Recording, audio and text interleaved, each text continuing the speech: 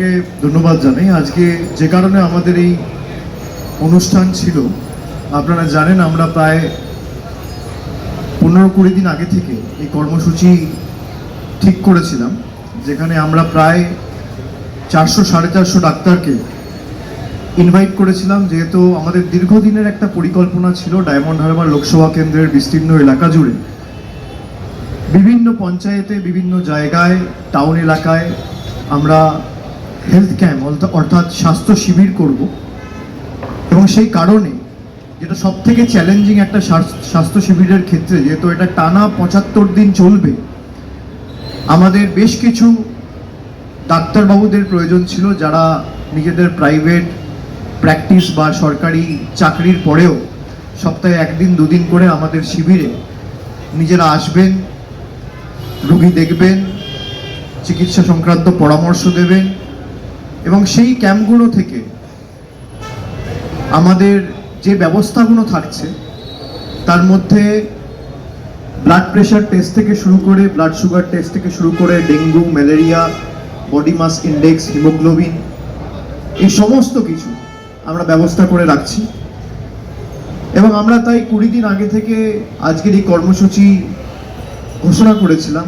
আমরা আশা করেছিলাম যে প্রায় 500 ডাক্তার হবে, কিন্তু যেখানে আমরা আজকে এই কর্মসূচি করেছি, এই সমন্বয় আমতলা প্রেক্ষাগৃহে যেখানে আজকের এই ডক্টরস কনভেনশন অনুষ্ঠিত হলো, এটা 1000 সিটের অডিটোরিয়াম, 1000টা সিট রয়েছে এবং প্রায় 1200 থেকে 1400 ডাক্তার এসে পৌঁছেছে।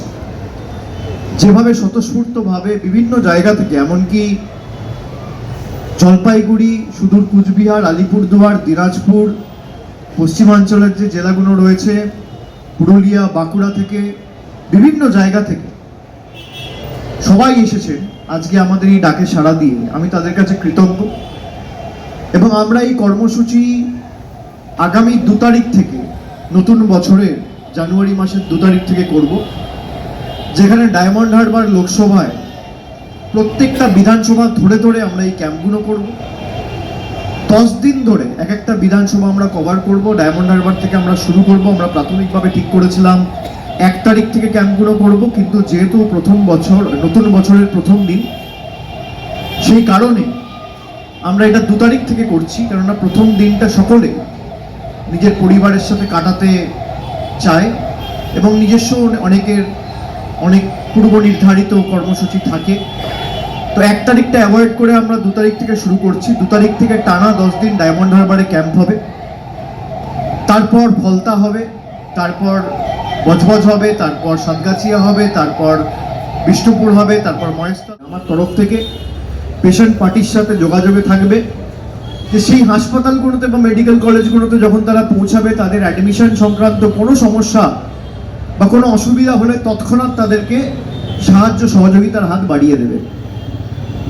এবং প্রায় 23 লক্ষ মানুষকে আমরা এই পরিষেবার মাধ্যমে কেটার করে পৌঁছাতে পারবো।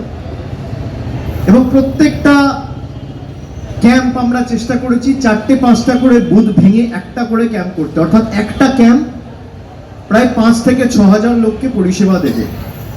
এবং ডায়মন্ড হারবার লোকসভায় যদি আপনি 2000 বুথ ধরেন, তাহলে 6টা করে বুথে যদি আমরা একটা ক্যাম্প করি, তাহলে 300 থেকে 320টা ক্যাম্প হবে। 280টা প্রাথমিকভাবে এখন আমরা ঠিক করেছি, আরো 10-15টা 20টা বাড়তে পারে। তো 300টা ক্যাম্প হবে এবং এক একটা ক্যাম্প 6টা বুথ নিয়ে এক একটা ক্লাস্টার করে 6000 মানুষকে পরিষেবা দেবে এবং সবকিছু বিনামূল্যে। সবকিছু বিনামূল্যে। সেখানে সিনিয়র ডাক্তাররা থাকবে, সেখানে টয়লেট থাকবে, রেজিস্ট্রেশন ডেস্ক থাকবে, পেশেন্ট দেখার আলাদা রুম থাকবে, আলাদা চিকিৎসা সংক্রান্ত যে ডিভাইস প্রয়োজন সেগুলো থাকবে, ইসিজি করার হলে ইসিজিও হবে।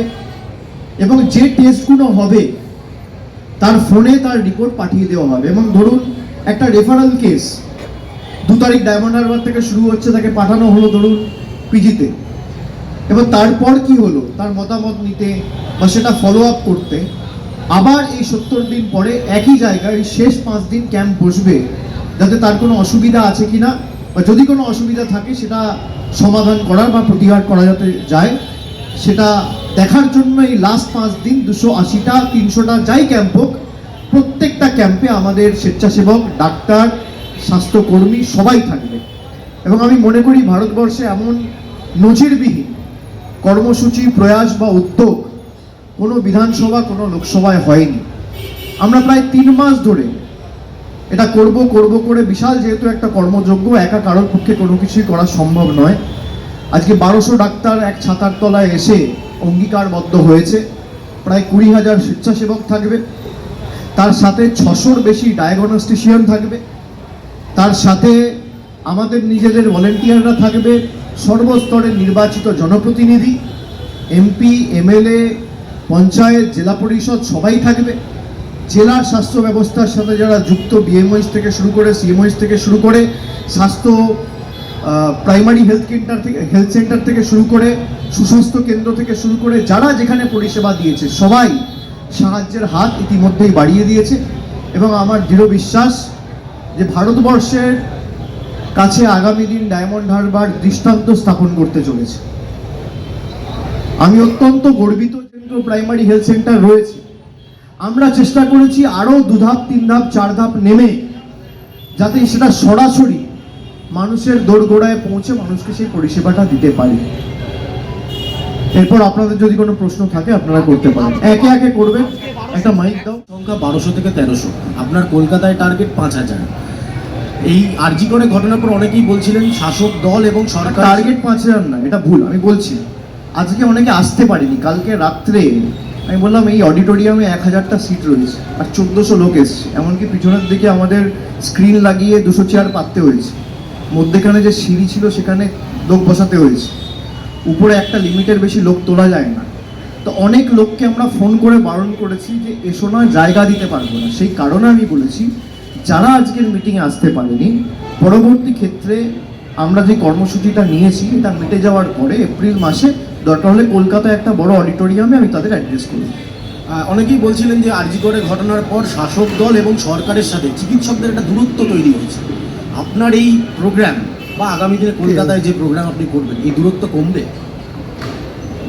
কোনো দূরত্ব নেই। যারা প্রতিবাদ করেছে তারা প্রতিবাদ করেছে, প্রতিবাদ করার অধিকার তো সবারই রয়েছে। এবং যে দাবিগুলো নিয়ে প্রতিবাদ করেছে, মুখ্যমন্ত্রী তো জুনিয়র ডাক্তারদের সাথে বসেছে, রাজ্য সরকারের তরফ থেকে মুখ্য সচিব একাধিকবার বসেছে। তারা যে দাবিগুলো উঠিয়েছিল সেই একাধিক দাবিকে মান্যতা দেওয়া হয়েছে, প্রশাসনিক রদবদল সেভাবে করা হয়েছে। কোনো দূরত্ব নেই। যদি কেউ বসতে চায় আমার সাথে, আমি বারবার হাত বাড়িয়ে দিয়েছি, বসুক। আমি আজকে মিটিংয়ে আমি মূলত বিল নিয়ে অনেক কিছু বলেছি। আমার মনে হয় আমি প্রথম দিন যেটা বলেছিলাম যে একমাত্র সমস্যা হচ্ছে অ্যান্টি রেপ ল। আমি আমতলা থেকে দাঁড়িয়েই বলেছিলাম যে সরকার আনুক, আমরা সমর্থন করব। তো সরকার তো আনেনি। আমি সেটাই ওদের বললাম যে আমরা আমাদের বিধানসভায় অপরাজিতা বিল পাস করে বিএনএসএস এর অ্যামেন্ডমেন্ট করে রাজ্যপালের কাছে পাঠিয়েছি। রাজ্যপাল সেটা রাষ্ট্রপতির কাছে পাঠিয়েছে। রাষ্ট্রপতির কাছে প্রায় 2 মাস হতে চললো, বিলটা পড়ে আছে, আটকে রয়েছে। এই বিলটা যদি ছেড়ে দেওয়া হয়, এটা যদি আইনে পরিণত হয়, তাহলে যেই এই ঘটনা ঘটাক, এই মানে দানবগুলোর আমি মনে করি সমাজে বেঁচে থাকার কোনো অধিকার নেই। মানে মহারাষ্ট্রতে আপনি দেখেছেন বদলপুরে, জায়গাটার নাম কি বদলাপুর না? বদলাপুর স্কুলে পড়ুয়া ক্লাস 2তে পড়ে, 3তে পড়ে, বাচ্চাদের হেনস্থা হতে হয়েছে। তো কেন্দ্র সরকার কিন্তু তো আটকায়নি। তাদের কাছে সংখ্যাগরিষ্ঠতা রয়েছে, তারা কেন্দ্রে রয়েছে, মানুষ তাদের নির্বাচিত করেছে। তারা যদি অর্ডিন্যান্স করে দিল্লি সরকারের ক্ষমতা কুক্ষিগত করে রাখতে পারেন, তারা যদি অর্ডিন্যান্স করে ইডি ডাইরেক্টরের মেয়াদ বাড়াতে পারেন, তাহলে তারা অর্ডিন্যান্স করে একটা অ্যান্টি রেপ বিল আনছেন না কেন? 6 মাসের মধ্যে ভোটাভুটি হবে। আর সংখ্যা কম পড়লে তৃণমূল কংগ্রেসের 29 জন অ্যান্টি রেপ লয়ে ভোট দেবে। আনুন, কেউ তো বারণ করেনি। আমি ছাত্র পরিষদে একটা প্রশ্ন করছি যে কোভিডের একটা বিশেষ উদ্ভূত পরিস্থিতি তৈরি হয়েছিল, যার জেরে এই ডায়মন্ড হারবার মডেলটা আমরা দেখেছিলাম, আপনার পরীক্ষা নিরীক্ষাগুলো আমরা দেখেছিলাম, প্রতিদিনের কাজ দেখেছিলাম। এখন কি এমন পরিস্থিতি তৈরি হলো যে জায়গা থেকে দাঁড়িয়ে স্বাস্থ্য সম্পর্কে আলাদা এভাবে একটা ড্রাইভ আপনাকে নিতে হচ্ছে? ডায়মন্ড হারবারের মাটিতে দাঁড়িয়ে আপনি বলছেন ট্রায়াল, আপনি বলছেন বেশ কিছু পরীক্ষা নিরীক্ষা, এবং তিলোত্তমা কাণ্ডের সঙ্গে যেটা জুড়ছি যে তিলোত্তমা কাণ্ডের পরিপ্রেক্ষিতে আমরা দেখেছিলাম যে চিকিৎসকরা রাস্তায়, চিকিৎসক সমাজ, সেই চিকিৎসকদের আজকে আপনি হাত বাড়িয়ে দিলেন, হেল্পলাইন এবং বিভিন্ন হাত বাড়িয়ে দিলেন। কি পরিস্থিতি তৈরি হলো যে জায়গা থেকে অভিষেক বন্দ্যোপাধ্যায়কে আজকে স্বাস্থ্য সংক্রান্ত ব্যাপারে এতটা বড় উদ্যোগ নিতে হলো? চিকিৎসকরা যখন প্রতিবাদ করেছিল, আপনি যদি দেখেন আমার টুইট অন রেকর্ড রয়েছে, যখন তারা প্রতিবাদ করেছিল আমি বারবার বলেছিলাম যে তারা যে বিষয় নিয়ে প্রতিবাদ করছে সেটা ন্যায্য, যে দাবিগুলো নিয়ে প্রতিবাদ করছে তাদের সুরক্ষা, এগুলো ন্যায্য। সুতরাং চিকিৎসকদের হাত আমি আজকে বাড়াইনি। সর্বস্তরের মানুষের সাথেই তৃণমূল কংগ্রেসের প্রত্যেকটা জনপ্রতিনিধির সুসম্পর্ক রয়েছে। আপনারা বলছেন কি পরিস্থিতি তৈরি হলো, আমায় করতে হচ্ছে আজকে স্বাস্থ্য শিবির। আমি যদি 3 ধাপ নামিয়ে গরিব মানুষকে পরিষেবা দিতে চাই, এর মধ্যে আপনারা কেন কিছু রাজনীতি খুঁজতে চাইছেন? আমি যখন শ্রদ্ধার্ঘ্য করেছিলাম তখন তো আপনি জিজ্ঞেস করেননি। আমি যখন কোভিডের সময়, লকডাউনের সময় গরিব মানুষকে বাড়িতে খাবার পৌঁছে দিয়েছিলাম তখন তো আপনি জিজ্ঞেস করেননি। আমি যখন এই দুর্গাপুজোয় আজ থেকে 2 মাস আগে 70,000 মানুষের বাড়িতে আমাদের প্রতিনিধিদের পৌঁছে দিয়ে কাপড় ঘরে পৌঁছে দিয়েছিলাম তখন তো আপনি জিজ্ঞেস করেননি। হঠাৎ আজকে জিজ্ঞেস করছেন কেন? আমার কাজ মানুষকে পরিষেবা দেওয়া, সেটা বসন্তেও হতে পারে, সেটা গ্রীষ্মেও হতে পারে, সেটা হেমন্তেও হতে পারে, সেটা শীতেও হতে পারে, সেটা জানুয়ারিতেও হতে পারে, ডিসেম্বরেও হতে পারে, ফেব্রুয়ারিতেও হতে পারে, এপ্রিলেও হতে পারে। কোনো সীমাবদ্ধতা নেই। আমি চেষ্টা করেছি আরো 4 ধাপ নামাতে। আমি প্রথমে কি বললাম, আমার কথাটাই আপনি শুনলেন না। আমি বললাম একটা প্রাইমারি হেলথ সেন্টার একটা ব্লকে একটা আছে। এবার একটা ব্লকে যদি আমার 150 বুথ থাকে, আমার সেখানে 30টা কমপক্ষে স্বাস্থ্য শিবির হবে। তো উপকারটা কার? মানুষের। মিডিয়ার তো খুশি হওয়া উচিত, প্রচার করা উচিত, দৃষ্টান্ত হিসেবে ডায়মন্ড হারবার মডেলকে স্থাপন করা উচিত। এই প্রস্তাব কি আপনার তরফে, আপনি সাংসদ, এই প্রস্তাব কি ওনার কাছে পৌঁছবে যে রাজ্যের প্রত্যেকটি জায়গায় আপনার এই কর্মসূচি নিয়ে যাওয়া হোক বা মানুষ এই পরিষেবাটা পাক? আগে তো শুরু করি, মানুষের কি প্রতিক্রিয়া দেখি। মানুষের প্রতিক্রিয়া ভালো হলে আমি নিশ্চিতভাবে জানাবো। এবং যেখানে যেখানে আমি মানুষের যা প্রতিক্রিয়া পেয়েছি, যদি কোথাও কোনো ইতিবাচক প্রতিক্রিয়া পেয়ে থাকি আমি জানিয়েছি। Can you please elaborate? You have spoken about a helpline for the doctors. In what situation the doctors will reach out to this helpline and what will be the modus operandi? If they have any issues, if they want to stay connected with me, I had launched a helpline about 2 years back where I am directly connected to the people of my constituency. So if there's anything, I have created a priority group from today where 10 people will be dedicatedly working towards the problem faced by the doctors in the upcoming days. So if they have any issues, they can get in touch with me, they can register their problems or grievances, or if they have any suggestions to make, they can call and register them. আপনার সঙ্গে helpline নাম্বারে যোগাযোগ করতে পারবে। আরেকটা diamond হারবারের ক্ষেত্রে আপনি রেফারেল সিস্টেম নিয়ে যেটা বলেছেন, যদি কোনো রেফারে কোনো সমস্যা হয় সেও আপনাদের টিমের সঙ্গে যোগাযোগ করলে তার ভর্তির ব্যবস্থাটা হবে। কিন্তু এই রেফারেল সিস্টেম নিয়ে সারা রাজ্য জুড়ে একটা মারাত্মক সমস্যা, যে সমস্যাটা অত্যন্ত সমস্যা, ডাক্তাররাও বারবার করে বলেন যে রেফার হওয়া রুগী ঘুরে বেড়ায়। তো রাজ্যের অন্যান্য ক্ষেত্রে যারা রয়েছেন রেফার নিয়ে যারা ভুক্তভোগী, তাদের জন্য কি কোনো আগামী দিনে কোনো ভাবনা চিন্তা কিছু আপনি চিন্তা ভাবনা বা আমি পরিকল্পনা? আমার জায়গাটা নিয়ে বলতে পারি, সেখানে জনপ্রতিনিধিরা, আমার এখতিয়ার তো ক্রস করার আমার ঠিক না। সেখানে এমএলএ রয়েছে, জনপ্রতিনিধি রয়েছে, এমপি রয়েছে, তারা করুক। যদি কোনো অসুবিধা হয় আমাকে জানাবে। আপনার কাছে যদি সেরকম স্পেসিফিক কোনো কেস থাকে আপনি জানাবেন আমাকে। সেটা হচ্ছে যে কর্মবিরতি চলছিল, যে এই সময় অনেক সরকারি ডাক্তাররা, জুনিয়র বা সিনিয়র, তারা কর্মবিরতি, সরকারি হাসপাতালে কাজ করছেন না, প্রাইভেট হাসপাতালে গিয়ে তারা কাজ করছেন, এই অভিযোগ এসেছিল। এবং স্বাস্থ্যসাথীতে বিরাট অঙ্কের বিলও হয়েছে। মুখ্যমন্ত্রীও বলেছেন তদন্ত চলছে। কি বলবেন অভিষেক? সেই মুখ্যমন্ত্রী বলেছেন তদন্ত পথে চলবে, তদন্ত পুলিশ করবে। ইনভেস্টিগেটিং এজেন্সি যদি তদন্ত করে কিছু দেখে কারোর অবহেলা বা গাফিলতির কারণে একটা প্রাণ হারিয়েছে, তারা সে ব্যবস্থা নেবে। তার জন্য বিচার ব্যবস্থা আছে, পুলিশ আছে, আইন আছে, প্রশাসন আছে। এখানে আমি বলার কি? কিন্তু সরকারি ব্যবস্থায় কাজ না করে আমি তো সেটাই বললাম, তার জন্য তদন্ত চলছে। সেই তদন্ত এগিয়ে নিয়ে যাওয়ার জন্য পুলিশ আছে, প্রশাসন আছে, রাজ্য সরকার আছে, বিচার ব্যবস্থা আছে। আমি কি বলতে পারি? Though you have said that it's a matter of অনুপ্রবেশ হলে কার জন্য হবে? বিএসএফ। তার মানে বিএসএফ এর জন্য অনুপ্রবেশ হচ্ছে। বিএসএফ এর মন্ত্রীকে তার তো উচিত পদত্যাগ করা। আরে বর্ডার কি পশ্চিমবঙ্গ পুলিশ পাহারা দেয়?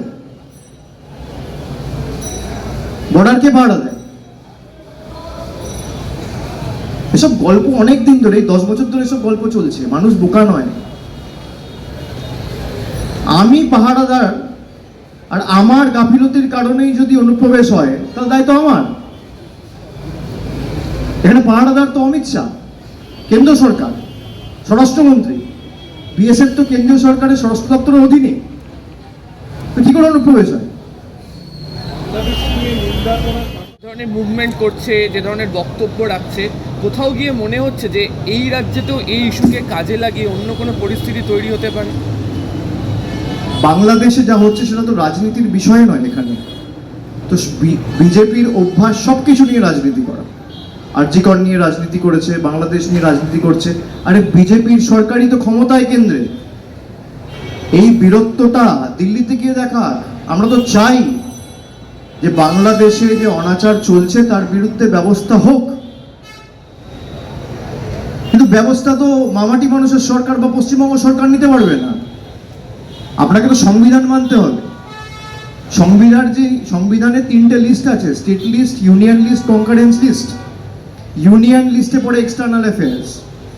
কেন্দ্র সরকার যা সিদ্ধান্ত নেবে, আমি বারবার বলেছি, দলগতভাবে তৃণমূল কংগ্রেস সেই সিদ্ধান্তকে সমর্থন করবে। যে ঘটনা ঘটেছে সেটা নিন্দনীয় এবং দুর্ভাগ্যজনক, একেবারে সমর্থনযোগ্য নয়।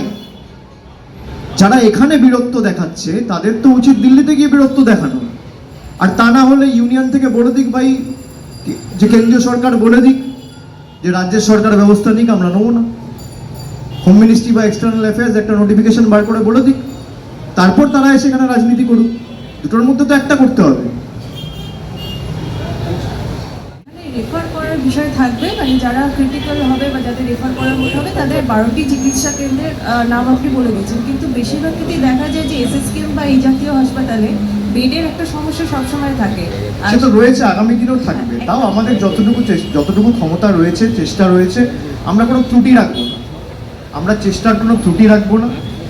দেখুন, সব জায়গা থেকে মানুষ তো এসকেএমে আসে, খালি ডায়মন্ড হারবার থেকে তো যাবে না।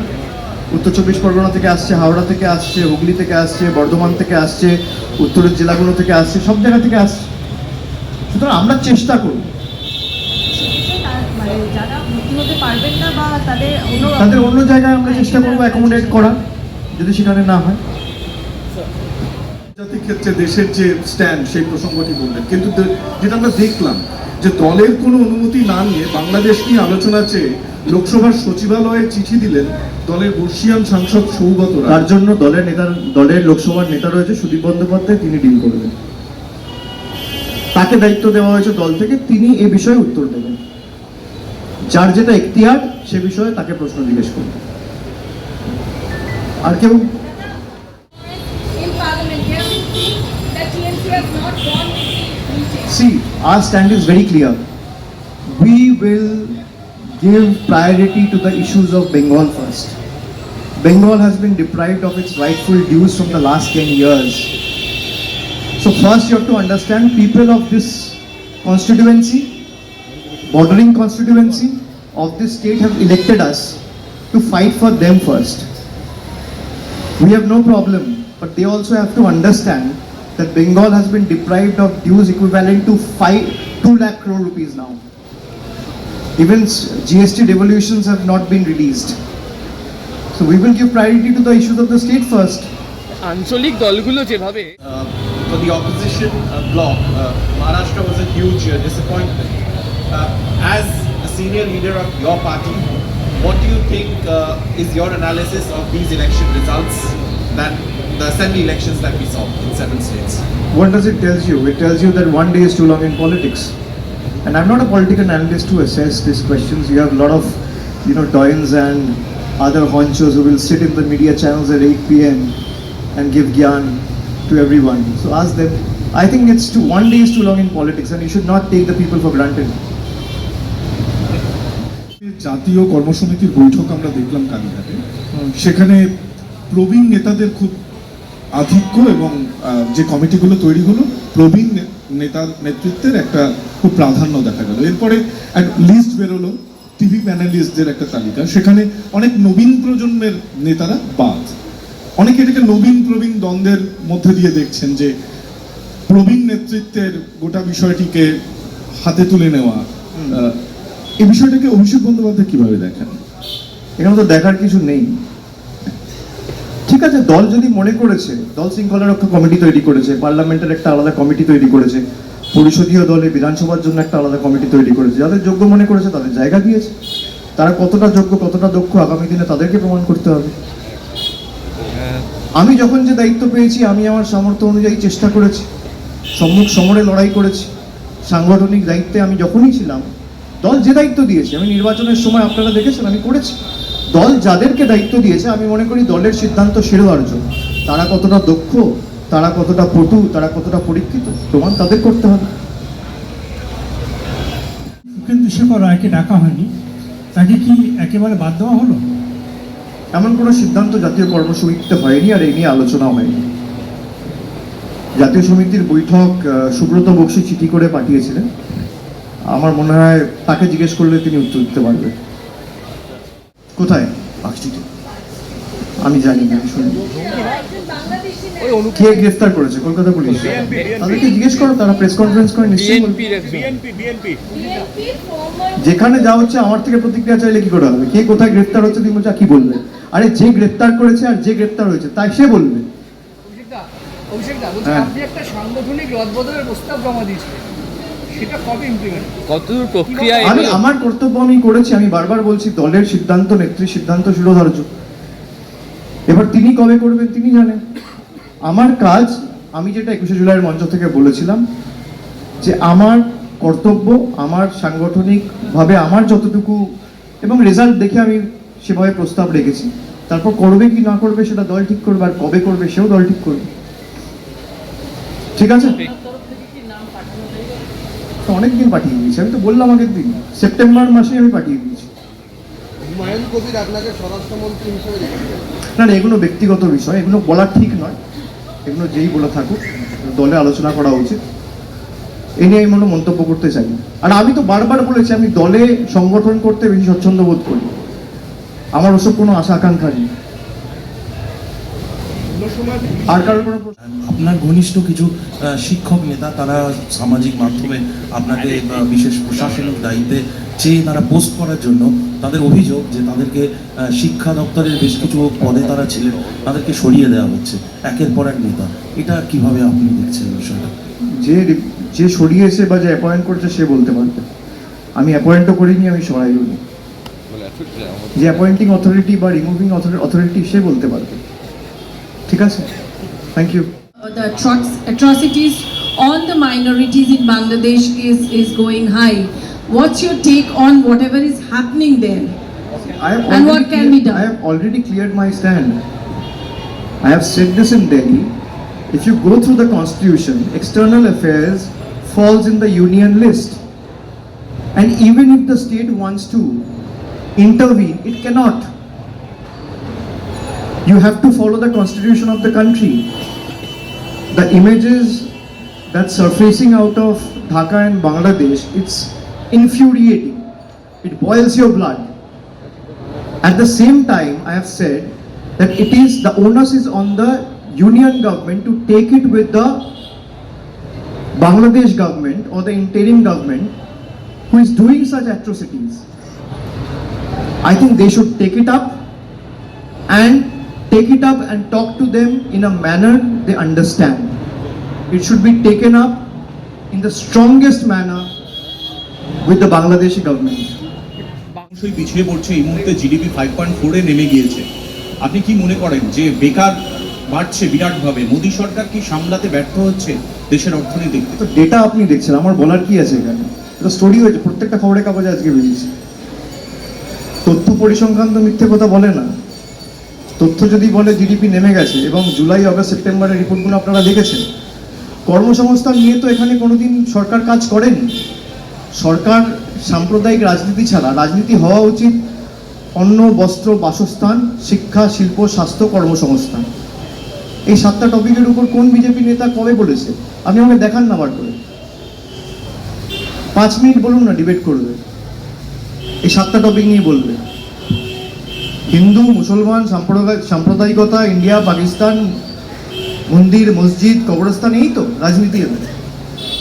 কর্মসংস্থান নিয়ে রাজনীতিটা করেছে কবে? This bill will not be necessary if Right. the bill is passed. Now, in Parliament, obviously, you requested the centre that to take it up, but within the opposition ranks, we've been discussing issues of what should be raised in Parliament. We've seen so many issues on which the opposition agrees and some issues on which the opposition agrees. Will you discuss with other political parties that are part of the opposition grouping to push for this law that you're talking about No, in Parliament? first,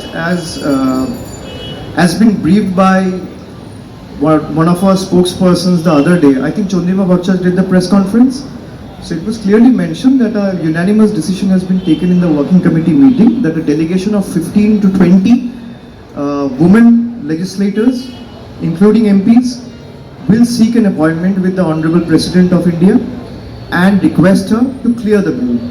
So once we get an appointment, and Derek O'Brien, who is the leader of the party in Rajya Sabha, has been entrusted with that responsibility to seek an appointment from the President's office. So once we get an appointment and our legislature go, our team members go, and delegation go and meet the Honorable President, and then we can take a decision on the next course of action. If the need be, I can only move the private member bill. You don't need joint consensus for that. আচ্ছা, আপনি বললেন যে